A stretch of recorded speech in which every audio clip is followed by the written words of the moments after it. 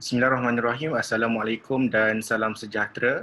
Untuk kali ini kita akan membincangkan tentang developmentally appropriate practice ataupun amalan bersesuaian perkembangan.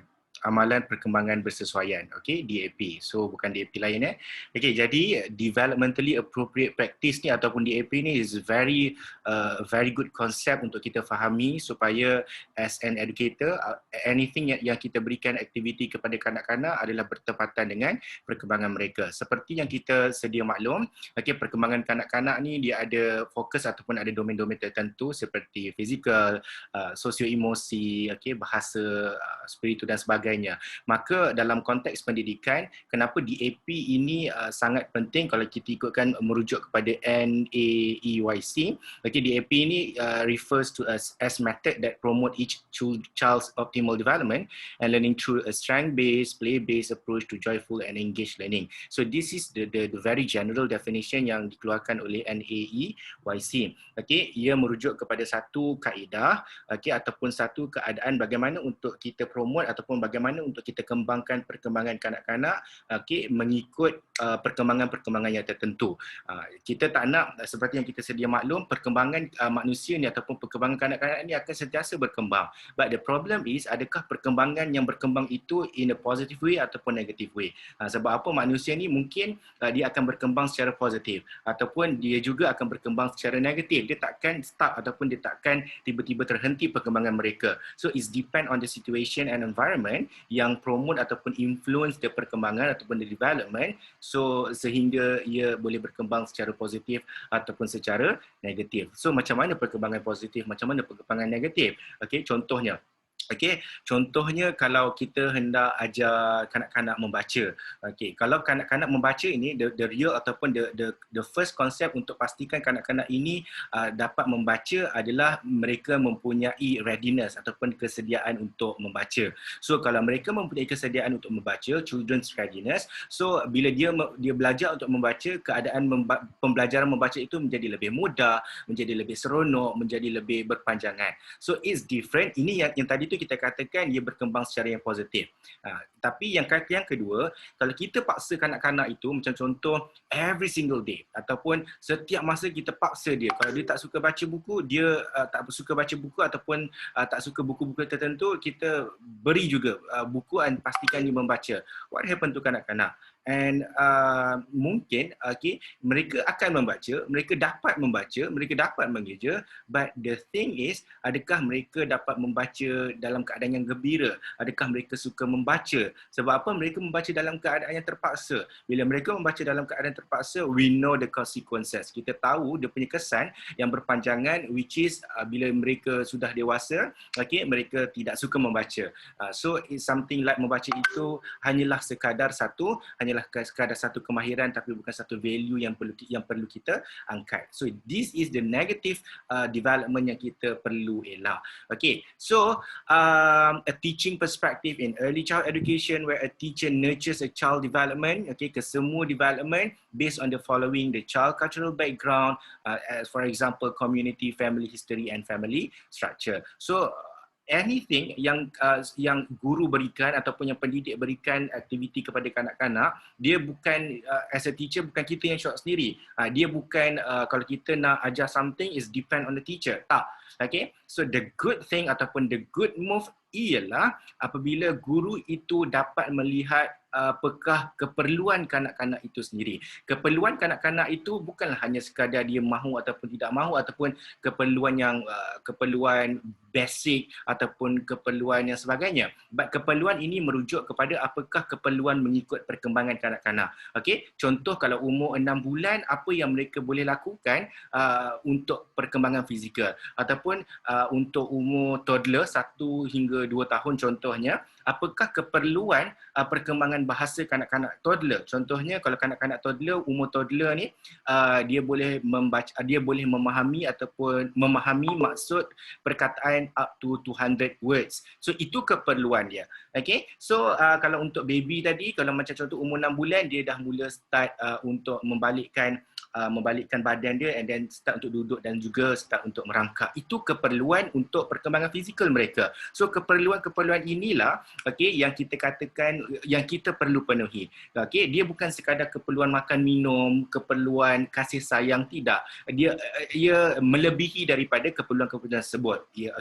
Okey, so ia adalah merujuk kepada keperluan mengikut perkembangan. So jadi dalam komponen DAP ini, ada tiga komponen. Pertama adalah age appropriateness, bersesuaian dengan umur. Yang kedua adalah individual appropriateness, bersesuaian dengan individu. Dan yang ketiga adalah cultural and linguistic appropriateness, bersesuaian dengan budaya serta bahasa mereka. Maka ketiga-tiga ini apabila kita nak menjalankan aktiviti kepada kanak-kanak, maka ketiga-tiga komponen ini perlu kita ambil kira dan kita titik beratkan supaya kita melakukan sesuatu yang adil untuk mereka. So what are the differences between these three components? Apa beza age, apa beza individual, dan apakah beza cultural linguistic? So secara amnya, apakah yang dimaksudkan dengan age appropriateness? Age appropriateness ni adalah apabila perkembangan yang kita ataupun aktiviti yang kita lakukan adalah melihat kepada umur mereka.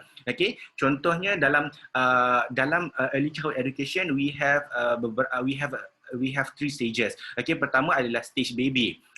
Stage baby adalah 12 hingga 0 bulan hingga 12 bulan. Kemudian kita ada stage toddler. Kemudian kita ada stage kanak-kanak kecil ataupun kanak-kanak tatih. Ada 4 stages. And then yang terakhir adalah 4 hingga 6 tahun adalah kanak-kanak prasekolah.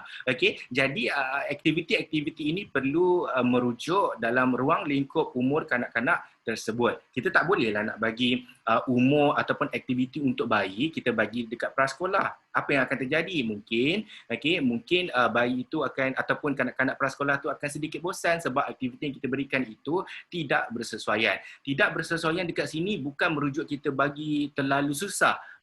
Boleh jadi kita bagi terlalu mudah untuk mereka, maka itu juga kita katakan sebagai tidak bersesuaian. Dan dalam konteks umur, maka melihat kepada age appropriateness ini, kita tengoklah behavior ataupun behavioral pattern growth. Bagaimana tingkah laku behavior mereka.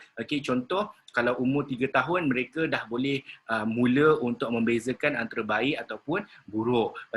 So apakah aktiviti-aktiviti yang boleh kita berikan untuk membezakan antara baik dan buruk. Tapi kita tak bolehlah kita nak claim ataupun kita nak salahkan kanak-kanak yang umur 1 tahun yang tidak boleh bezakan baik ataupun buruk sebab pattern perkembangan mereka untuk tingkah laku masih lagi tidak boleh membezakan baik ataupun buruk. Jadi apakah lagi untuk age appropriateness ini?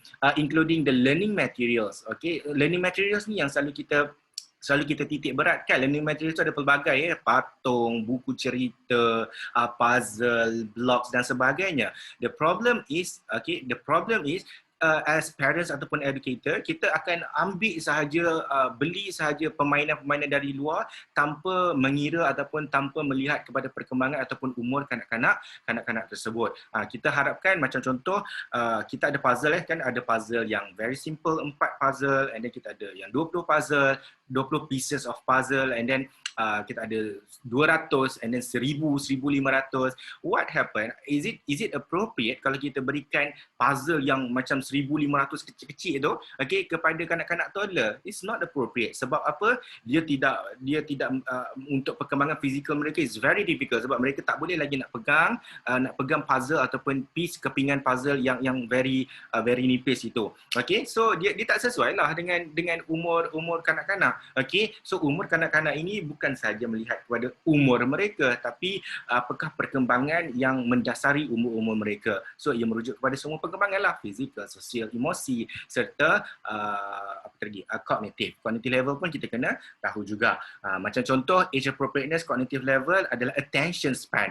Untuk kanak-kanak attention span, untuk kanak-kanak yang prasekolah ataupun kanak-kanak kecil, 1 minit hingga 5 minit awak bercakap dah dengan baby. To have that kind of attention up to 1 minute is very difficult.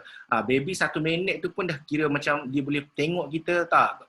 Dia tak boleh tengok kita more than 1 minute. Kalau dapat 10 saat, 20 saat tu is okay. Because of the attention span untuk baby adalah begitu. Okey, umur baby, attention span dia adalah begitu, adalah pendek. Okey, dia berbeza dengan apabila kanak-kanak itu meningkat dewasa. Macam contoh bila dia umur 4 tahun di prasekolah, dia punya attention span adalah seperti 15 minit ataupun 10 minit ataupun up to 30 minutes kalau dia dah capai umur 6 tahun. Tapi ia berbezalah mengikut umur. So apabila mereka mempunyai attention span a bit longer, maka adalah aktiviti-aktiviti yang bersesuaian yang memerlukan attention span yang panjang. Dia tak jadilah kalau kita bagi aktiviti yang memerlukan attention span yang panjang tapi untuk umur yang tidak bersesuaian. Maka salah siapa? Bukan salah baby, bukan salah kanak-kanak, but it depend on the effort of the teacher itself, okay, untuk menyediakan aktiviti-aktiviti yang bersesuaian dengan peringkat umur. So dia ia juga merujuk kepada ratio antara orang dewasa dan kanak-kanak, because in early childhood education we have a certain ratio, okay, a certain ratio. Contoh untuk kanak-kanak prasekolah ratio dia adalah 2:25 ataupun 1:15. Untuk kanak-kanak toddler adalah 1:5, kanak-kanak bertatih adalah 1:10. Okay, this one is for typical ataupun normal children. Maka ratio ini juga memainkan peranan penting untuk kita memenuhi kehendak perkembangan kanak-kanak mengikut kesesuaian umur. Sebab itulah dalam kelas, okay, ataupun dalam bilik darjah, dalam latar bilik darjah kita memberikan aktiviti mengikut peringkat umur. Tapi awak kena faham juga bila kita bercakap tentang peringkat umur, ia tidak merujuk kepada kalau dia 4 tahun maka 4 tahun sahaja. Tidak. Okay? Kalau dia 5 tahun, 5 tahun sahaja. Tidak. Okay? Sometimes we know that kanak-kanak itu berbeza walaupun dia 4 tahun, maka ada yang 4 tahun 1 bulan, ada 4 tahun 12 bulan, ataupun some of the activity dia bukanlah hanya tertakluk kepada 4 tahun semata-mata, tapi dia tertakluk dalam ruang lingkup ataupun julat umur seperti aktiviti ini bersesuaian daripada umur 4 hingga 6 tahun. Aktiviti ini bersesuaian daripada umur 1 hingga 3 tahun, ataupun aktiviti ini bersesuaian daripada 6 bulan hingga 12 bulan. Okey, so dia ada jurang lah, ada jurang umur dekat situ, okey, supaya kita tahu kanak-kanak itu berbeza, maka aktiviti itu taklah kalau dia tak capai pada umur tepat 6 bulan, maka kanak-kanak ini slow learner. Kanak-kanak ini ada masalah learning disability ataupun sebagainya. Okay, so dia ada satu range of umur ataupun julat umur untuk tengok kesesuaian perkembangan yang kesesuaian aktiviti mengikut perkembangan yang kita hendak berikan. So number one is age appropriateness. Yang kedua adalah individual appropriateness. Okey, untuk individual appropriateness, okey, kita tahu dalam prinsip perkembangan manusia ataupun perkembangan kanak-kanak, okey, perkembangan berlaku mengikut individu ataupun we have that kind of individual differences, perbezaan individu. We need to embrace this kind of concept. Okey, setiap kanak-kanak itu berbeza. Walaupun kanak-kanak itu kembar sekalipun, kembar seirah sekalipun, tapi rate ataupun perkembangan kelajuan perkembangan mereka berkembang dengan berbeza mengikut dua faktor lah, faktor genetik dan yang kedua adalah faktor persekitaran. Okey, so whatever yang kita berikan kepada mereka, okey, maka ia memberi kesan terhadap perkembangan kanak-kanak itu sendiri. Okey, contohlah dia berbeza juga. Contoh kalau anak pertama mungkin tak sama dengan anak kedua tak sama dengan anak yang terakhir, ataupun macam saya cakap tadi lah, even anak kembar yang seirah sekalipun, okay, mereka tidak mempunyai satu perkembangan yang sama, mungkin ada sedikit ada yang berbeza. Maka individual appropriateness ini merujuk kepada maturation rates ataupun kadar kematangan mereka itu sendiri. Okay, macam contoh kita bagi contoh seperti menulis. Okey, seperti bila kanak-kanak ini menulis, kita tak boleh nak expect yang kanak-kanak ini boleh terus tulis dengan baik. Okey, tak, dia bermula dengan konsep pra menulis. Okey, kita perlu meningkatkan otot kecil dan otot besar kanak-kanak ataupun fine and gross motor skill.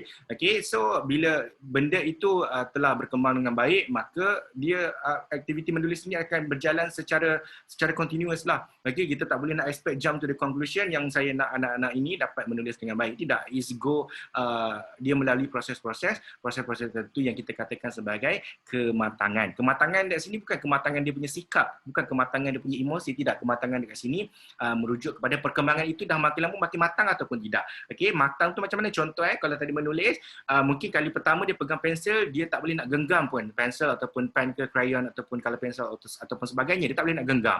Tapi lama-lama bila kita jalankan aktiviti untuk kita kuatkan dia punya fine motor skill ataupun jalankan aktiviti untuk kuatkan dia punya otot besar ataupun otot kecil, this one is otot kecil. So what happen, dia punya pegangan tu makin lama makin matang, makin mature. Okay, so what happen, bila after few months ataupun few years kita bagi aktiviti kepada kanak-kanak, maka mereka dapat memegang pensel dengan baik, mereka dapat memegang crayon dengan baik, dan apabila mereka dapat memegang crayon dengan baik, maka mereka dapat menulis lah, eventually dapat menulis dengan baik. So it could be a practice ataupun the continuous process yang kita perlu embrace. So kita tak boleh nak bagi tahu yang macam contoh kalau guru berada dalam bilik darjah, walaupun awak mengajar umur 5 tahun, setiap orang di depan awak yang berumur 5 tahun itu mempunyai kadar kematangan yang berbeza. Awak tak boleh nak expect yang semua kena sama macam Ali, semua kena sama macam Aisyah ataupun semua kena sama macam kanak-kanak macam ni, tidak.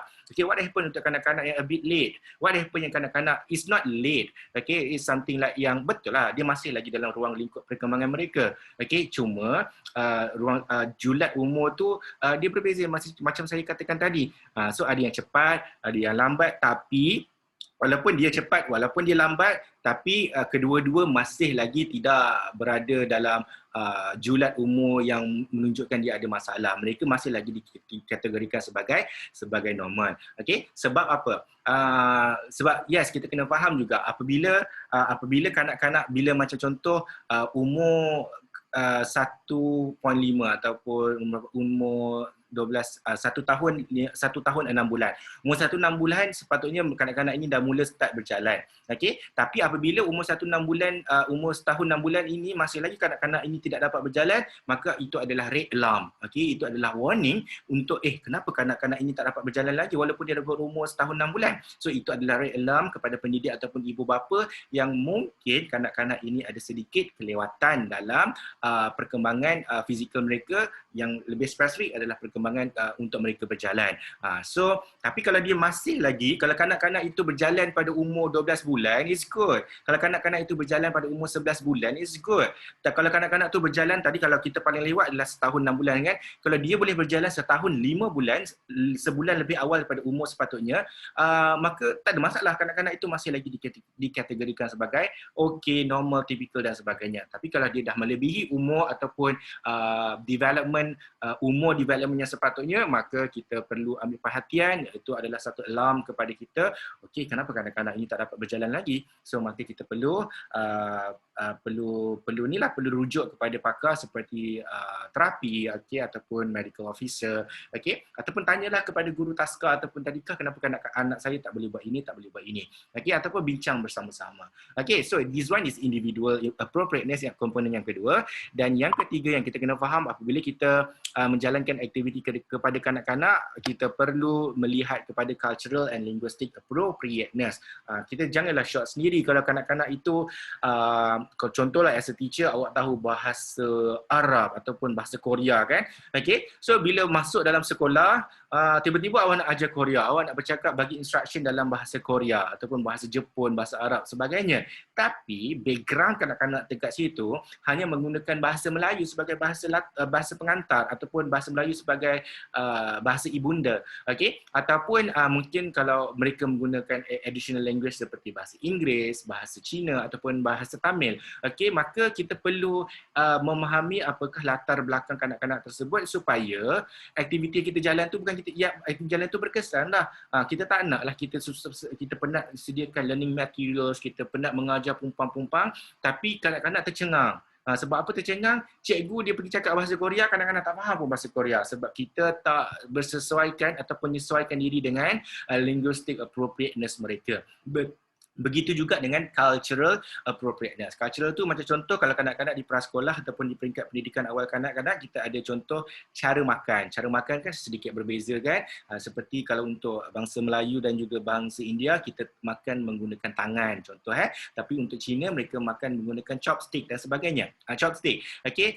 Jadi kita kena fahamlah kalau awak masuk dalam keadaan kanak-kanak yang mempunyai latar belakang yang berbeza, kenapalah kanak-kanak ni tak boleh makan guna tangan. Okay, rupanya dekat rumah dekat rumah keluarga mereka menggunakan chopstick ataupun keluarga mereka menggunakan selalu chopstick lah, okay, untuk Cina kan. So kita tak boleh nak salahkan lah, kita tak boleh nak salahkan kanak-kanak itu sendiri. So what we can do is kita kena datangkan aktiviti-aktiviti yang menggunakan tangan untuk makan, ataupun kita go with the flow. Okay, kita sendiri as a teacher, kita pun apa salahnya kalau teacher belajar makan guna chopstick kan. It is very good untuk kita kembangkan dia punya fine motor skill. Okay, kita ada cultural, ada linguistik ataupun perayaan seperti perayaan. So kita perlu hidup di Malaysia ini yang berbilang bangsa dan juga kaum, kita perlu meraihkan perbezaan, kita perlu meraihkan diversity, kepelbagaian. Okay, jadi kita tak boleh nak bagi tahu semua orang kena sambut hari raya Aidilfitri, semua orang kena sambut hari Wesak contoh. Tapi kanak-kanak itu bukan tak bersesuaian pun dengan mereka. So mungkin kita tak boleh nak paksa mereka, tapi we teach them yang hidup di Malaysia ini ada pelbagai. Maka kita perlu tahu yang ini adalah perayaan bangsa lain, ini adalah bangsa lain, ini adalah makanan Cina, ini adalah makanan India, ini asalnya makanan Melayu. Okay, so kita perlu bersifat appropriate lah, okay, bersesuaian dengan cultural ataupun dia punya budaya mereka sendiri. Budaya bukan sekadar budaya dia punya kaum ataupun agama, okey, tapi ia juga merujuk kepada budaya setempat. Kalau awak tiba-tiba as a teacher tiba-tiba dapat posting mengajar di pedalaman ataupun orang asli ataupun pergi ke bandar yang selama ini tak pernah pergi bandar, so awak kena tengok budaya setempat itu yang bagaimana. As long as dia tidak against the children development, you can agree with that. Tapi kalau dia against the children development, budaya tersebut against the children development, maka we need to stand up. Okay, yang kita katakan ini tak bersesuaian dengan kanak-kanak. Okay, ini melanggar hak asasi kanak-kanak. Okay, ini melanggar dia punya, yalah yang saya tadi lah, tidak bersesuaian dengan perkembangan kanak-kanak. So ada 3 komponen. Pertama tadi ada age appropriateness, yang kedua ada individual appropriateness, yang ketiga ada cultural and linguistic appropriateness. So apabila awak nak menjalankan aktiviti kepada kanak-kanak, please remember setiap aktiviti yang kita jalankan ataupun kita berikan kepada kanak-kanak itu perlu at least memenuhi ketiga-tiga komponen yang kita tetapkan dalam DAP, Developmental Appropriate practice ataupun amalan yang bersesuaian dengan perkembangan. Okay, kenapa kita katakan bersesuaian? It could be very general, it could be a very subjective punya aktiviti. Kita tak boleh nak tetapkan A is untuk kanak-kanak A, B untuk kanak-kanak B. Tidak, dia adalah berbeza. A mungkin suitable juga untuk kanak-kanak A dan juga kanak-kanak B. Okay, so it depend on the creativity ataupun kebijaksanaan guru dan juga orang dewasa as a parents untuk memberikan aktiviti-aktiviti yang bersesuaian dengan DAP. So itu sahaja untuk kali ini. Assalamualaikum dan bye. Terima kasih.